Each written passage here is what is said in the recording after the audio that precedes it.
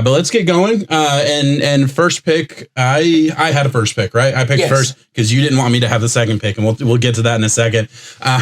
Number one, Jets are slated for that number one pick. Doesn't look like it's going to change at this point. It might, but there's a chance. There's a chance, but we'll see what happens. No surprise here. Trevor Lawrence. I believe if you go on Bovada and you look up the odds for the number one pick, you're going to see that Trevor Lawrence is minus 750. Yeah. I'm going to ask you this. Is there any way, and I'll open up to the possibility of injury, any single scenario where Trevor Lawrence is not the number one pick?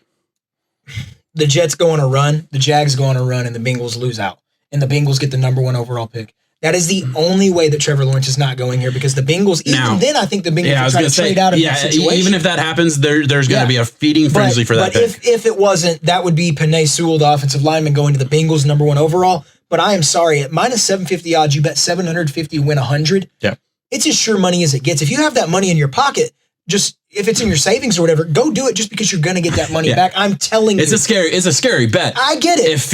It doesn't feel like you can get any more. I am so high on Trevor Lawrence, just the same as everyone else, that it's going to hit. Yeah. Whether or not you think he's going to be good or not, that's up for debate. But when it comes to this number one pick, there's no debate about who QB1 is. I'm sorry. It's over. Yeah, and I don't even think there's much of a debate. This is going to be as similar to when Andrew Luck came out, and obviously there's other examples. It's Andrew Luck. It is a Peyton Manning. Yeah, we weren't really paying attention as much. We were pretty young when Peyton Manning came out. So Andrew Luck is the connection that we personally have, where there was no debate. There was really nobody even arguing that he wouldn't be a great quarterback in the NFL. Really, that I know of. There might have been a couple, naysayers, but for the most part, yeah, that's the number one pick. That's a slam dunk. Number two is your pick, and I want you to explain the reasoning, and then I'll explain why this number two pick was taken away from me. Of course, before we even really started this, and I think it's a fun story. I had to, just because it's going to be up for debate, and we're really going to get to see where these analysts have put their money where their mouth is. That's why I'm kind of excited, because give the pick. We go so in depth, and it's Justin Fields, Ohio State quarterback. Yeah.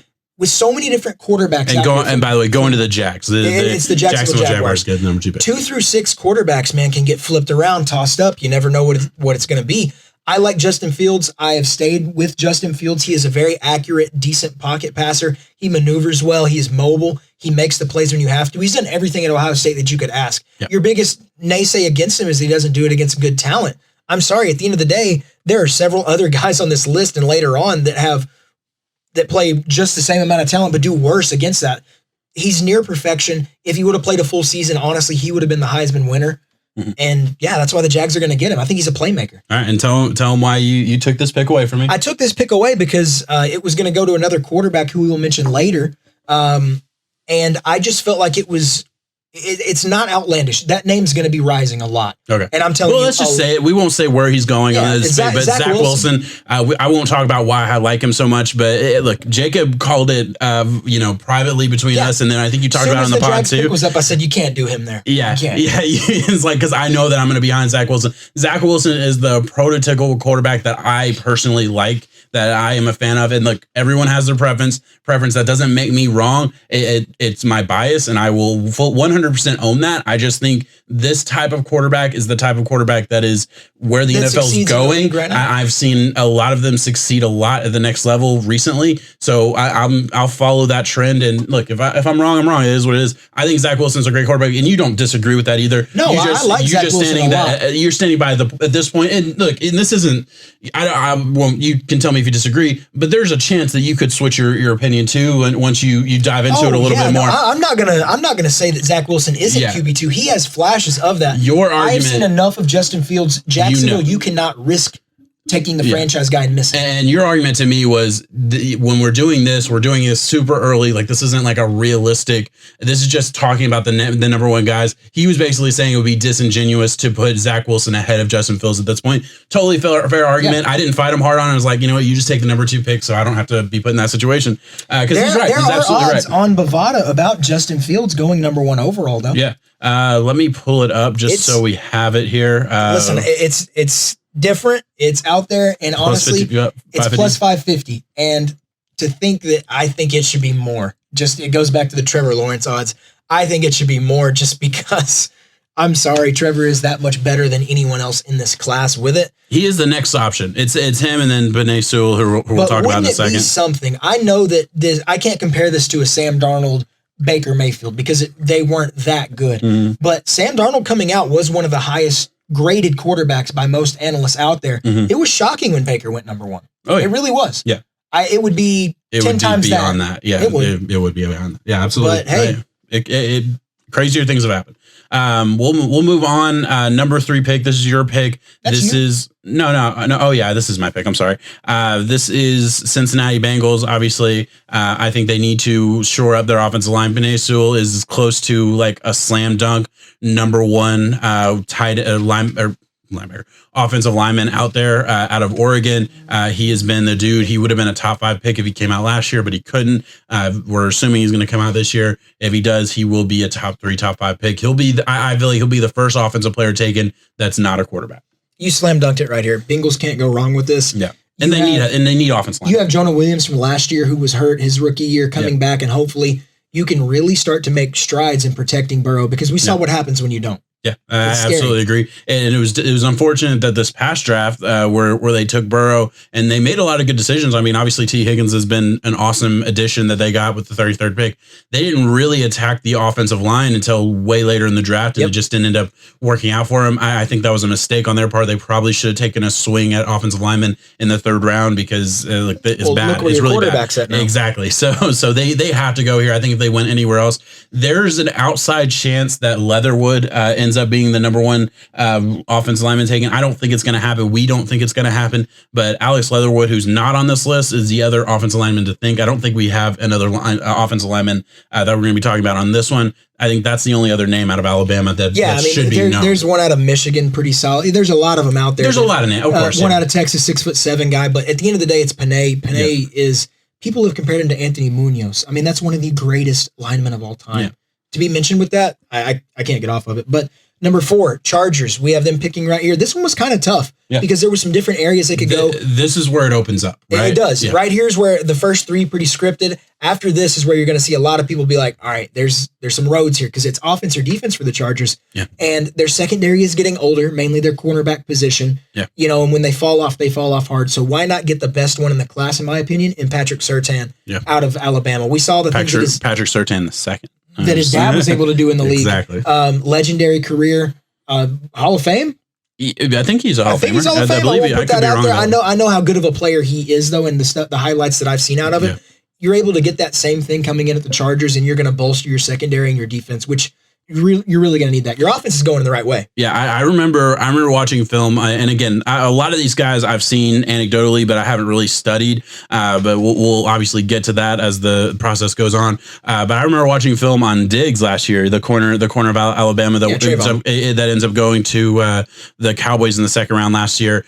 I remember watching film on him, and Patrick Surtain just kept popping and popping. I was like, am I watching the wrong guy? Like, what's going on here? And it come to find out, it's the guy who's going to be a top 10 pick next year. So yeah, I'm 100% on board with that pick. Love that pick. And then the Cowboys at number 5. This is a big one. And this is where I kind of said, okay, I'm not saying this is going to happen, but this is like, we're not doing this for accuracy. I wanted to have this name in there. I'm not saying this is going to happen. Obviously, Cowboys number 5 going quarterback, Zach Wilson, BYU. I do believe Zach Wilson will be the number 2 or 3 quarterback to go off the board. And I could be wrong on that. Trey Lance is going to be in the conversation. Mac Jones is going to be in the conversation. A lot of names, actually. Kyle Trask is going to be in the conversation. That's the last quarterback we have, and we will talk plenty about quarterbacks. But I wanted to bring up the possibility of the Cowboys saying, hey, we have a great foundation for a football team. We have a ton of players that we're paying. Our offensive line is going to get better when it gets healthier next year. Why do we want to pay Dak Prescott $35 million? And I'm not saying he's not bad. He's not a good quarterback. He absolutely is, and he probably even deserves that. But on this roster, this team, do you need to pay Dak Prescott, or do you go out and get a young, cheap option for the next 5 years and try and build around him and try and win now? I mean, is that fair to say? Obviously, it's hard to say that. There's a reason you popped it up and mentioned it, and it's like, yeah, I mean, listen, you offered Dak $35 million when he was healthy. He said no. He believed in himself, which is awesome and everything. It's just unfortunate the injury happened. Yeah. And now what do you do? Listen, there's been articles that have come out basically arguing or kind of pointing out the situation that Dak's in, and it's actually better. He has even more negotiation power, and really this would be the only move the Cowboys could make if they decided to drag their feet on the Dak Prescott signing.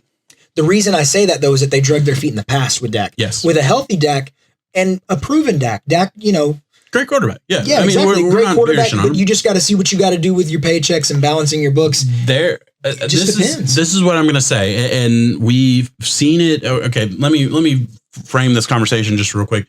At some point, there is going to be an NFL quarterback or NFL team, NFL franchise that has a young quarterback that has been doing really good, that has played really, really well, and they're going to make the decision not to pay him the $35-40 million and instead go with a younger option out of college. It's going to happen. At some point, an NFL team is going to say, hey, I don't want to pay this quarterback who's average, not terrible. It's not bad to be average, but who is average, but not an all-star, the all-star money on par with the Russell Wilsons and Patrick Mahomes and all the other things. Look, you can make the argument. We've seen their division rival, the Eagles, are now playing their second round pick instead of Wentz because they paid Carson Wentz. And look, Carson Wentz has been hurt and there's been other issues there. I get that, but I look at the Rams right now.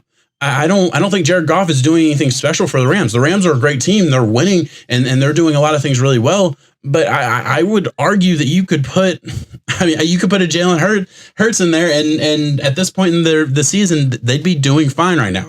Maybe that's a bold thing to say, but a team that runs through their defense and their running game and Jared Goff's just average. So those are the two teams that come to mind as teams that maybe could have made that decision. The Cowboys are another team. Maybe they make that decision. I'm not saying they're going to. It's not likely even, but I think it's worth mentioning. Yeah, I mean, there's a reason we had Zach Wilson, the quarterback, mentioned just because it's going to be that argument, that decision that's going to happen. The easier pick would be going cornerback here, and you would have to get one of the guys, Caleb Farley, J.C. Horn, that are going to be later on down there. There's a lot of different ways you could go with the Cowboys if you don't go quarterback. Obviously. Yeah, exactly. All right, and at number 6, we have the Carolina Panthers. They're going to go Micah Parsons, linebacker. Yeah. I think they're really missing that Luke Kuechly role on defense. And I'm not going to sit here and say that he fits that exactly, but it's your commander on your defense. Yeah. Micah Parsons is linebacker 1. He is just a polarizing force up front. And yeah, I know the pick's probably going to be to go offense because you went all defense last year. But when the board falls the way that it has so far, and looking at it forward, you can't miss on him right there. Yeah, no, I absolutely agree. I think this is one of those situations where if you look at the Panthers pick, yes, they went defense all last year, and you kind of think, okay, rebuild, this second year of their rebuild. Do you go offense this year? Like, that's the logic there. I get that, but Michael Parsons, he deserves to be a top 5, top 6 pick in the draft. And I think he will be. It wouldn't make sense for him to go to the Cowboys, obviously, because he just can't fall. Yeah, he just can't fall too far. Panthers could be a dark horse to take a quarterback. That's possible, but they did all right with Bridgewater. I certainly didn't think that Bridgewater was the reason they were losing a lot of games anyway. They're just a young team that just wasn't great. They made some serious strides of defense. They hit on a Jeremy Chin, who might end up being the defensive rookie of the year. Obviously, you got Derek Brown, who's been awesome in the middle there. I think they want to shore up that defense. If you're not going to go defense here, you maybe go quarterback, but if you're not going to do that, you probably just go offensive line. I think that was the only other.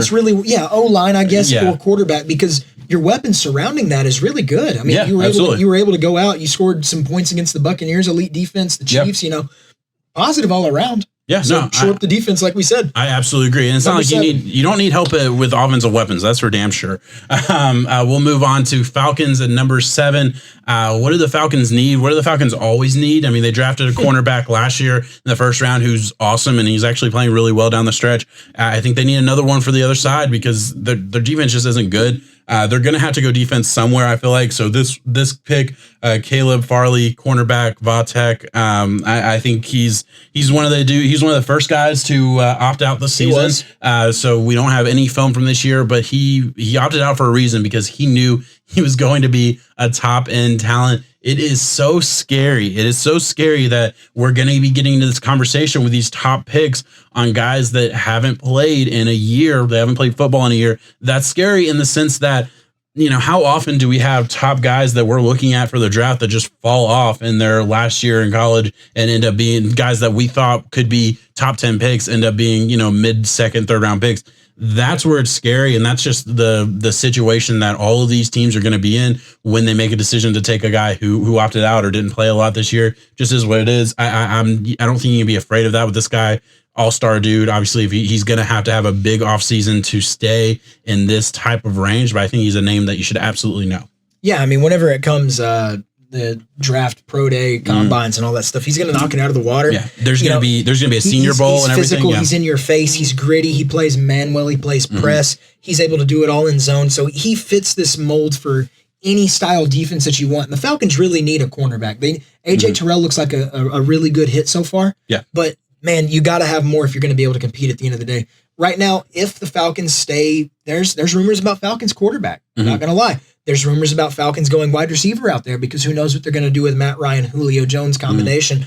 For now, given what we have in front of us, it's Caleb Farley just because he's the next best corner off the board. Yeah, no, I absolutely agree. And then your I'll take your Dolphins, and I will do my pick, and then we will do the thought that because we had a conversation about this one because I just think this is something that you cannot miss on. It is another guy who sat out. Awesome athlete. I think that has a chance to be one of the greatest wide receivers on Combine Draft Day buzz around that we have seen in a long time. Yeah. It is Jamar Chase out of LSU. Yeah. He is something different, man. I'm telling you. Even Listen, last year when you look at Justin Jefferson. That's exactly what I was going to get. And I just want to say this real quick. Justin Jefferson is the best rookie wide receiver this year, right? And he played on this team with Jamar Chase. Watching Justin Jefferson was awesome film, but Jamar Chase was superior wide receiver at every single level. This is the exact same feeling I had about a Brandon Ayuk with Brandon Ayuk looks so much better than N'Keal Harry did, and N'Keal Harry went in the first round. Brandon Ayuk obviously ends up going in the first round as well. I feel like Brandon Ayuk is going to have a much better career than N'Keal Harry. I think it's very similar to that, except better at both. Jamar in the sense that Justin Jefferson is going to be a great wide receiver. Jamar Chase has the possibility, the opportunity to be an elite all-time great wide receiver. That's his ceiling. And that's why I say you can't miss out on that. I know you have a lot of great weapons at wide receiver right now, and it's looking good, but man, help Tua out. Get him a true Devontae Parker, Jamar Chase duo that could kill. Yeah, so we did talk about this. These last couple of picks, I'm going to be honest, I think from 7 to 10, it kind of just became a roundtable discussion as far as instead of just ways. I want to make this pick, you want to make that pick. We just kind of really wanted to have the best names in there. And I think Jamar Chase would have been in here no matter what because the Eagles would have taken him if the Dolphins don't, in our mock at least. I had an issue with it. My big question was, do the Dolphins want to take Jamar Chase when we do have a Preston Williams who's looking really good? Obviously, Devontae Parker's really good. We have some third string, third wide receivers that are doable. Obviously, they're no Jamar Chase. I'm not saying they are, but I think, when you look at true need, you probably need D-line more. You need to shore up the run game. You probably need offensive line more than wide receiver. This is kind of a sexy but it is the amount of talent that Jamar Chase has. Yeah, I don't hate it. I love it. Let me be fair. He is leaps and bounds above any O-line you would take right now, any D-line that you would think to take right now. Jamar Chase is a special talent. There's a reason that Justin Jefferson was able to do what he did, and then you're like, man, he's good, but wait till Jamar Chase comes out. Yeah. That's what no, I absolutely agree. And look, as I said, I love it. I will be so fucking ecstatic if we get a guy like this as a Dolphins fan. But I did have that would we go for the more traditional, this is our needs type of pick, or do we truly just say, hey, Jamar Chase is the best player on the board, let's take him? Yeah. Well, let's move on. I'll let you give number 9 here. Yeah, number 9, Jalen Waddle, wide receiver. I like it going to the Philadelphia Eagles. They need a guy who's really going to be able to step up. And listen, at the end of the day, maybe it wasn't the weapons surrounding Carson Wentz. Maybe it was just Carson Wentz. Jalen Hurts has been able to come on this past week, especially in that victory over the Saints, and he spread the ball well. He used a lot of their weapons. We saw Alshon Jeffrey actually play football again. Mm-hmm. It was different. Jalen Reagor, he's an electric guy that he's just having a problem. I think the COVID year really hurt him getting into that offense as a whole. But getting Jalen Waddle coming back off this injury, he is an elite athlete and someone who might actually be able to hit in this Eagles wide receiver core? Because they have missed on many guys in the past. The real question is, do they go wide receiver 2 years in a row when you have a beat up roster the way they do, where they could go in a lot of different directions and probably be okay? I think you do. The offensive line has been injured. I don't think that means that you've missed. You're missing Brandon Brooks. You had to kick out Jason Peters over to guard, and Lord knows he can barely do that. Yeah. So losing Andre Dillard. Let me ask you this: what would you put the Bovada odds at them just taking wide receiver? If it's not Jalen Waddle, it's Deontay Smith or whoever it is. Where would you put it in that regard? I think it's in the minus category. I really do. I think that's how big of a favorite it should be for them to take a wide receiver. Anything else, and it's like, okay, explain now. Yeah. But I mean, if you say Philadelphia needs wide receiver, yeah, move along with our day. We're good. Yeah, exactly. Just pick which one you want right there. Fair enough. And look, we don't need to tell you why Jalen Waddle's good. Just another in a long line of great Alabama wide receivers. Honestly, the biggest conversation is who's going to be better, Waddle or Smith. There's going to be two out there and who knows? I think Waddle. Is Alabama wide receiver you? Yes, absolutely. I mean, I think it's over. Yeah. Yeah, I don't really. It shouldn't be an argument. I mean, you go back. Julio, Calvin, Amari, Jalen Waddle, Devontae Smith, Jerry Jeudy, Henry Ruggs. I mean, it is crazy. There's a mention for LSU. LSU has some great ones with Odell, Justin Jefferson. Yeah, Jarvis. of course. Listen, the SEC is wide receiver at the end of the wide receiver conference. They put a lot of good ones out. But I mean, you look at Alabama, and it's just like, man. It used to be every other year that they had a top end wide receiver. Now it seems like it's every year. They're a damn machine. Yeah, they're gonna have 4 in 2 years that go in the first round. I mean, just ridiculous. So I absolutely agree. Let's close it out with our short 10 pick mock draft, and the Giants come in at number 10. A lot of conversation here. We ended up going Kwity Paye. Did I say that? I might have butchered that name. I apologize. Defensive lineman out of Michigan.